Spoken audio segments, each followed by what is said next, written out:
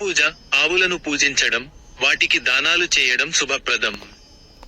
దానాలు, బ్రాహ్మణులకు, పేదలకు దానధర్మాలు చేయడం వల్ల పుణ్యం లభిస్తుంది. 1.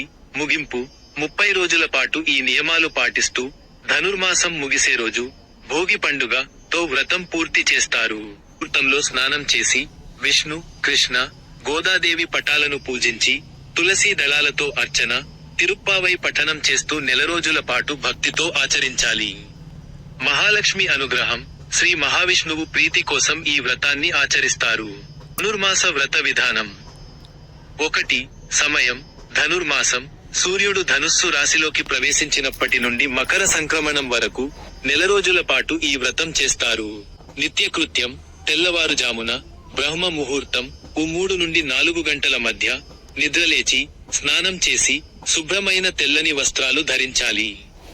పూజాస్థలం పూజా గదిలో శ్రీ రంగనాథుడు, శ్రీకృష్ణుడు, గోదాదేవి లేదా విష్ణుమూర్తి పటాలను అలంకరించాలి. పూజా విధానం. దీపారాధన చేసి, గంధం, పుష్పాలు సమర్పించాలి. తులసీ దళాలతో శ్రీ మహావిష్ణువు అష్టోత్తర శతనామావళి లేదా విష్ణు సహస్రనామ పారాయణం చేయాలి.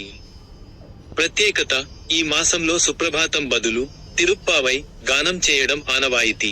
ముఖ్యంగా వైష్ణవ సంప్రదాయంలో నివేదన, నైవేద్యం సమర్పించి, ఆ ప్రసాదాన్ని పంచిపెట్టాలి. బాలభోగం. 2.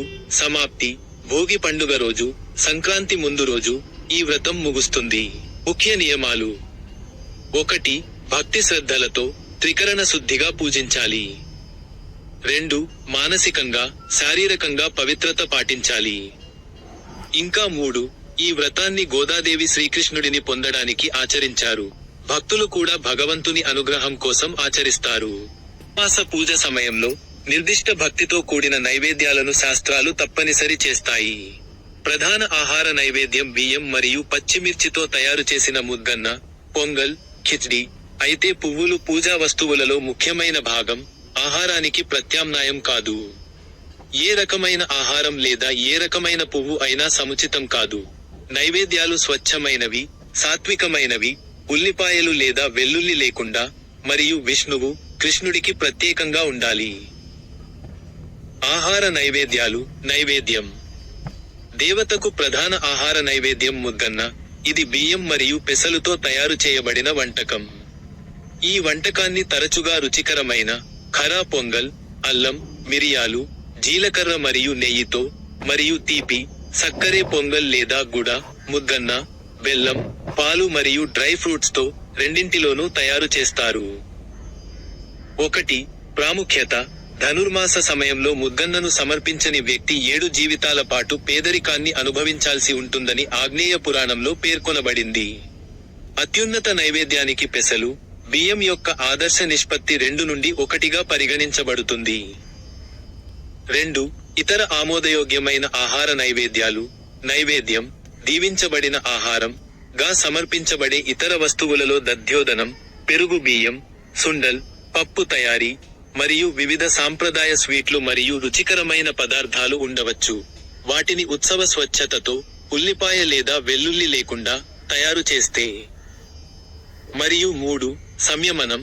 పూర్తిగా భక్తి కార్యకలాపాలకు అంకితమైన ఈ పవిత్ర మాసంలో మాంసాహారాన్ని అందించకూడదు లేదా తినకూడదు.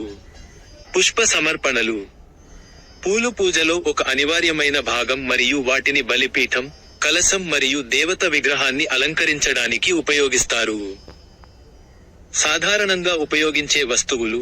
సాధారణంగా పువ్వులను, విష్ణువుకు అత్యంత ప్రియమైన తులసి, ఓసిమం గర్భగుడి, లేదా తులసి ఆకులు వంటి నిర్దిష్ట ఆకులతో పాటు ఉపయోగిస్తారు.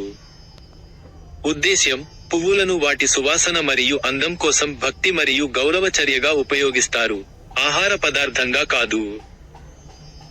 సారాంశంలో, ముద్గన్న వంటి నిర్దిష్ట వస్తువులు ఆహార నైవేద్యానికి చాలా అవసరం, మరియు తగిన పువ్వుల వాడకం ఆరాధన ఆచారంలోనే ఒక ప్రాథమిక అంశం.